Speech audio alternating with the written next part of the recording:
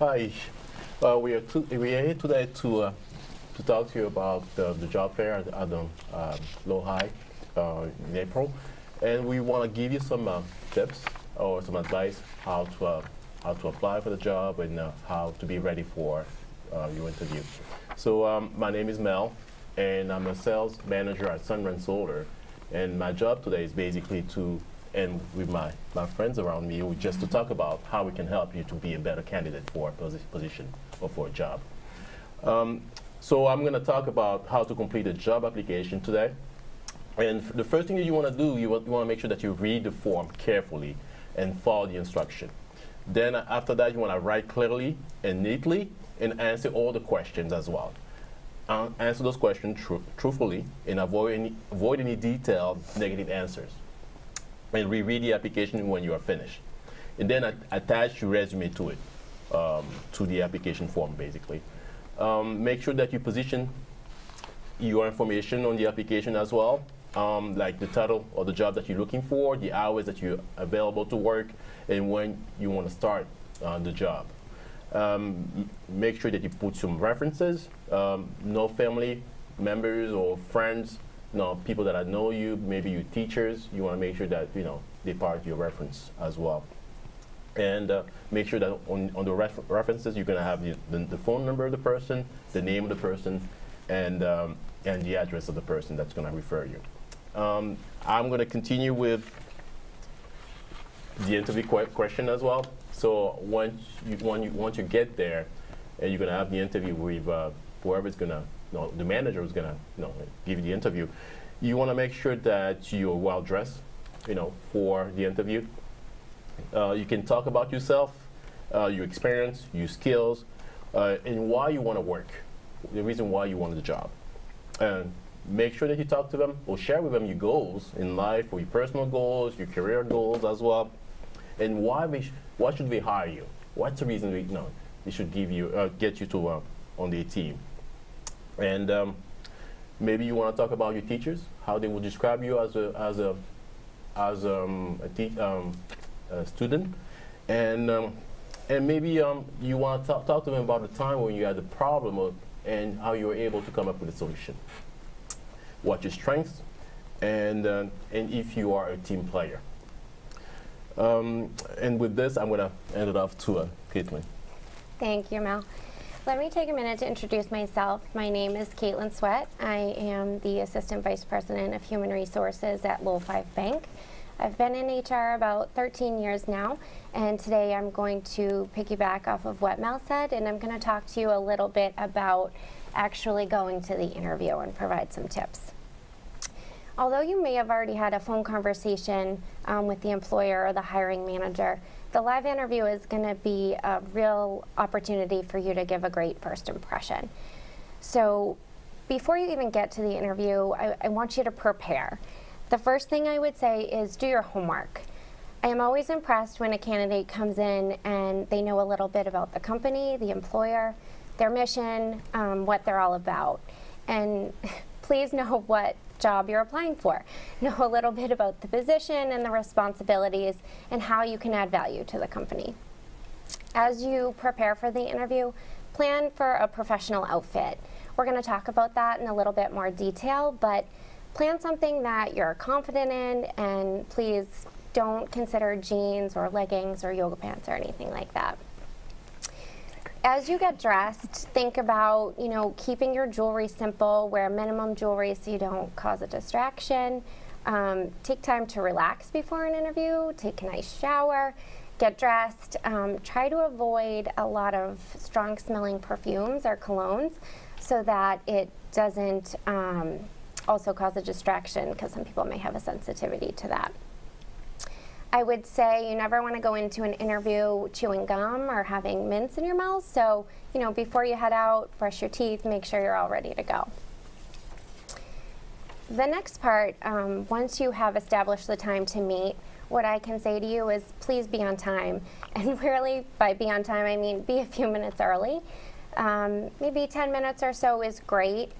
It's very difficult when someone comes into an interview late and you can see immediately that they're flustered, and it just really sets the tone for the for the whole conversation. So try to be on time and early. It'll help you stay relaxed.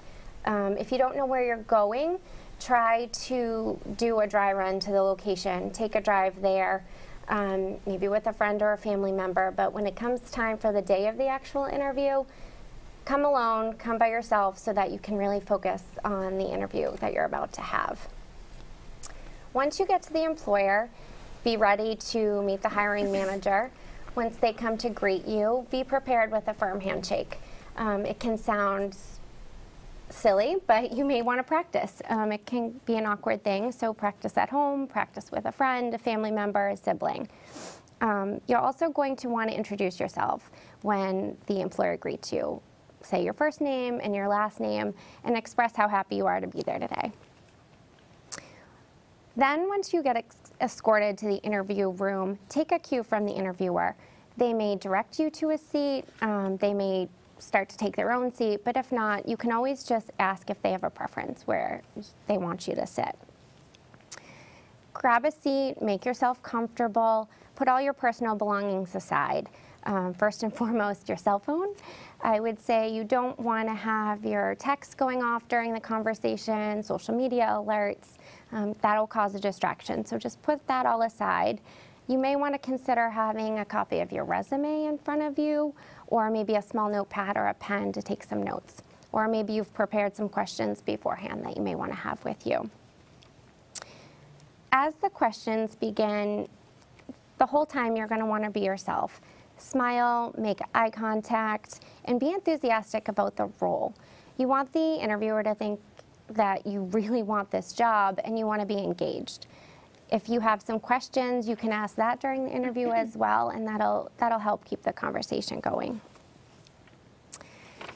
As you are asked questions about yourself or maybe some of your past experience, try to keep the conversation positive. Try not to refer to any negative experiences with your past employer. You want to set a good impression and you want to be forward thinking. I would say to be patient during an interview. Try to listen to the interviewer's questions. If you're asked for an example of a time that you may have done something well or a difficult challenge you had to overcome, just be patient, take a minute to collect your thoughts so that you can put an example forward that you can be proud of. Throughout the whole conversation, try to be aware of your body language. You want to sit up straight. You want to try to avoid tapping your feet, clicking on a pen, talking with your hands. You just want to be comfortable and be yourself. What I can say is, be polite, be friendly. When the conversation's over, thank the employer for their time and ask them for their business card. That way you have their contact information to follow up, which we'll talk a little bit about as well. You'll want to reiterate your interest in the position, and sometimes they may ask you if you have any additional questions. You may have asked some during the interview, but the one thing I think is always good to ask is ask about next steps. Ask what you can expect moving forward so that you know where you stand.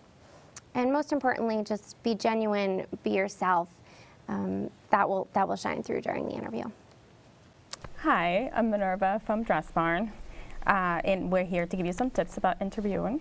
And my part is how to close an interview. To leave the interview with the right picture of you, make sure that you confirm how you're interested in the job. Ask about the next step in the process. Ask if you may call or when is the best time to call. And make sure you remember to shake their hands before you leave. And the other part that I have is dress code. As I work at Dress Barn, it kind of goes with it. So yes, you have 5 seconds to make your first impression. So please use it wisely. Your appearance tells the employee how you see yourself.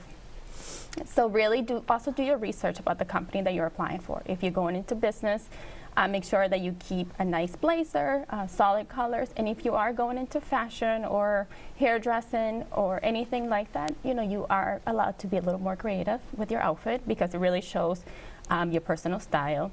But make sure that you keep it all about yourself. You don't want your clothing or any perfume that becomes overpowering, that it allows the interviewer to be distracted.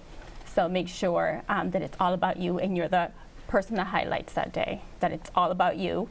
And make sure that you look polished. Please do not wear ripped jeans. No leggings, no yoga pants. Wear some nice solid pants. Something that shows that you really took the time to put yourself together, that you really care about this interview. That shows a lot to your employer, and that shows that you're responsible and that you will be able to be trusted in your position with the company. And that's all I have, so I pass it on to you, Jessica. Thank you so much, Minerva. I appreciate that. So hi, my name is Jessica Fabiano. I'm the Senior Program Manager for Early Talent Programs at Thermo Fisher Scientific. What I'm here to talk to you about today is really your social media presence as well as your communication style. And so we just want to give you some really good tips and tricks to make sure that you're really prepared to put your best foot forward as you look and seek a job. So some of the things that can be potential red flags for employers as they go online, kind of check out who you are as a person. Not every company does this, but just be aware that some companies do actually go out and investigate your social media presence online. Don't be vulgar or offensive in your language out in your social media posts. Make sure that you're not complaining about your current job or your current employer. You definitely want to make sure that you have a very, very positive outlook and positive spirit on your social media posts. Don't post pictures of yourself out partying or under the influence. That can leave a negative connotation with some employers. Make sure that your social media presence is more than just selfies of you. Let people know what you care about so that, back to the point of my other friends here, that you are genuine. And so let them know who you are as an individual and what you're passionate about. Make sure you don't have discriminatory or derogatory comments. You really want to make sure that you're also staying away from anything that touches on race, gender, religion, politics. Those can all be very emotional topics, and so you want to make sure that your social media profile is clean and free from those items before you start applying for jobs. Also, make sure you don't post any pictures involving inappropriate behavior. So if you wouldn't want your parents or your grandparents to see that picture of you online, you definitely would want to remove that prior to going out and applying for jobs. I think that's really important. Avoid drama or anything that creates red flags for companies. So they want to know that when they bring you into their team, that you're going to be inclusive in their work environment. So you don't want to have things that cause drama on your social media. Employers also want to see what you care about. So again, back to making sure that you are genuine in your posts. They want to see that you're involved and that you care. So what kind of groups do you belong on within your social media presence? And the bottom line is basically think before you post, right? So once it's out there forever. And even if you go and delete that, someone can take a screenshot of it and that image can live on and come back to you. Additionally, there is an acronym, and so if you think about think, T-H-I-N-K, when you think before you post, a little quick tip for you is T, is it true? H, is what you're posting helpful? I, is it inspiring? Does it cause others to want to go out there and act? N, is it necessary? And K, is it kind? So if you stick to that acronym think, true, helpful, inspiring, necessary, and kind, then you can't go wrong. Remember the golden rule. Don't brag about yourself. Nobody likes, somebody who is, I guess, braggadocious. And avoid sharing too much information. You don't need to have everything about yourself out there, right? Some things are okay to maybe keep a little bit closer to the vest. Think about the reader and what's the intention of your post. Make sure that you keep your relationship details to yourself. Don't be cryptic in messaging. And don't complain. I think that's really important. You want to make sure that you're leaving a positive influence out there for others. Curate your photos, so making sure go through and scrub your online photo albums, your Snapchat, your Twitter accounts, your Facebook accounts, and make sure that the photos out there are all professional of you. Change your settings. So make sure that you have your privacy settings correct, and every time you post, it does not have to be to the entire World Wide Web. So make sure that you're dedicating your social media posts to the correct audience. And so you can have posts where you set them specifically to your friends, to your family, to your coworkers, if you're going to be friends with coworkers online. And then just remember, I think first and foremost, post smartly and remember the acronym THINK. Additionally, we want to talk about professional communications. And so a lot of times employers are going to be corresponding with you over email. And so what that means is that you want to make sure that you're keeping your communications with them succinct, simple, and professional, and make sure that it's appropriate. So wanting to make sure that you follow up after you have interviews, you're going to have your name. Make sure that your email address that you're using is professional. And so if it's an email address that may be a little bit cute, you would just want to make sure that you probably change it something closer to your name, the school that you attend, something very professional that they can recognize you by and isn't inappropriate. Make sure you spell the recipient's name of who the email is going to correctly. That's very, very important to some people, and it's one of the first things that they can look at and can cause a red flag to them. Do you pay attention to detail, and do you recognize how their name is spelled? Make sure you're writing professionally and being a little bit more formal in your communications to a potential employer. Don't use web slang or jargon. Make sure your email is grammatically correct. I have a huge issue with this one myself, and so I know that sometimes my grammar is not always polished, and it's going to someone who I need to make sure everything is spot on. I think a really good helpful tip is to send it to someone else to read to first. So whether that be your guidance counselor or your parents or someone who you just trust, or maybe even your English teacher, send that email over, say, hey, can you take a look at this and give me some good tips and tricks before I send it off to the final recipient. Include the subject line in the email. So if it's a thank you or you're following up on a job, make sure that the sender or the receiver knows what the email is about. Include your name in the signature line and how they can reach back out and contact you. And then I think finally is making sure that if you do need an answer on something, that you ask that they get back to you in a certain time frame, and don't be afraid to follow up. You may want to give it 24 to 48 hours, but if you haven't heard back from them and you do need an answer, it's perfectly okay to follow up with that person and see if they can give you an answer. And so with that, I'm going to turn it over to Stephanie. Thank you. I just wanted to piggyback real quick off of the communication piece, because I can't tell you how often I'll have a student or somebody that's still in school that I'll interview, and I'll go through a huge interview process and have 15 people come in. They'll leave a voicemail and say, oh, hi, it's me. I just wanted to follow up, and no name, no nothing. So leaving your name clear, a phone number is always very helpful when leaving a voicemail, because I'm sure everyone here can contest to that you're going through an interview process. There's more than one person that is interviewing for the position. So just be mindful of that. So I am Stephanie from Wamasett Lanes, as well as Escapology. And I'm going to talk to you a little bit about how to keep the job first, and then move on to some responsibilities, and then just some safety tips. So how to keep the job really is important, obviously. So you want to be on time, and if you're getting a ride, you want to coordinate that appropriately with whoever it is that's giving you the ride. I can't tell you how often that happens. My mom was late for work and I couldn't get to my job on time, just isn't acceptable. So you really want to plan accordingly and make sure you have a ride lined up for when you need to be at work. Work hard on all of your assigned tasks and be focused while you're there. Be mindful of everything that you're doing at all times. Ask questions. That's a big one for me. If you're unsure on how to do something, speak up. Don't be shy, because the manager is going to want you to ask those questions so that you can handle all the tasks given to you appropriately. Maintaining a positive attitude is huge.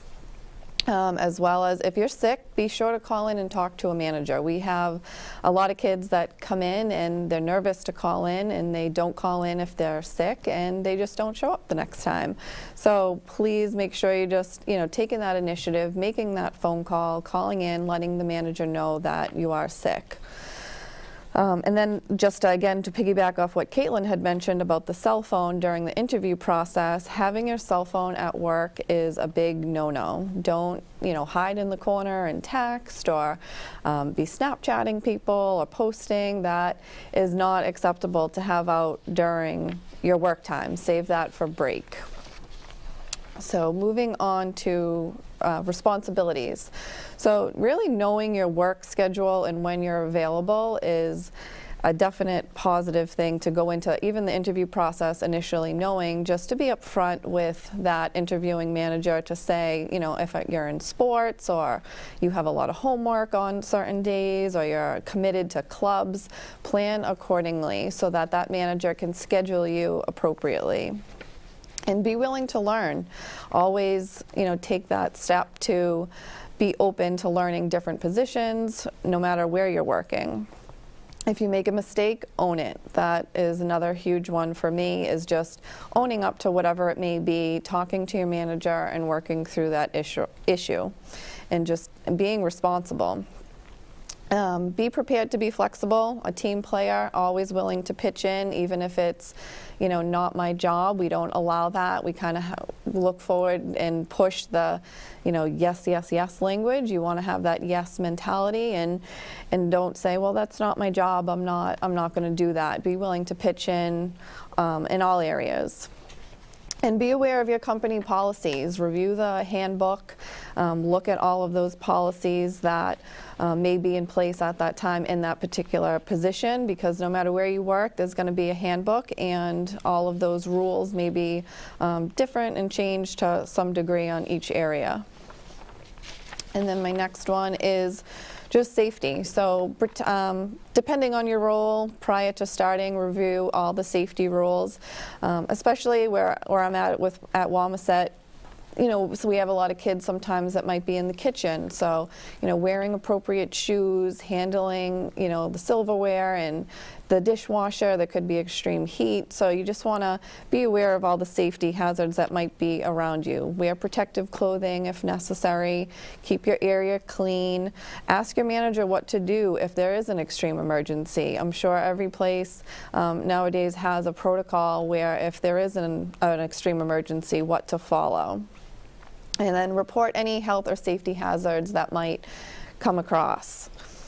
That is all I had for safety. Next, Caitlin will conclude the presentation, and then we'll provide own personal tips for you. Thank you, Stephanie.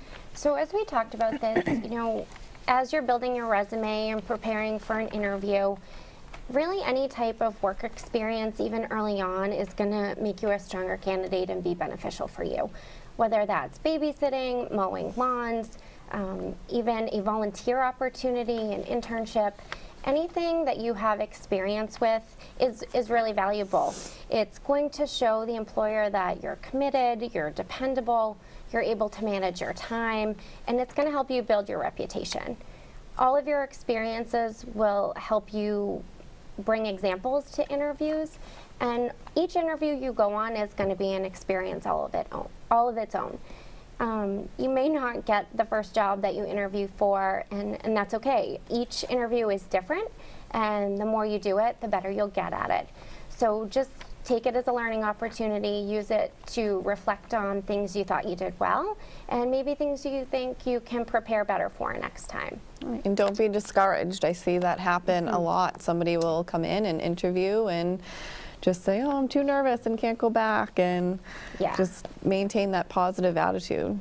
Absolutely. Keep pressing on. It does get a little bit easier every time, and you learn more about yourself as you go through it. So now I will hope that we can all just kind of share one of our top tips for whether it's the interview process or resumes or keeping a job to kind of help you along.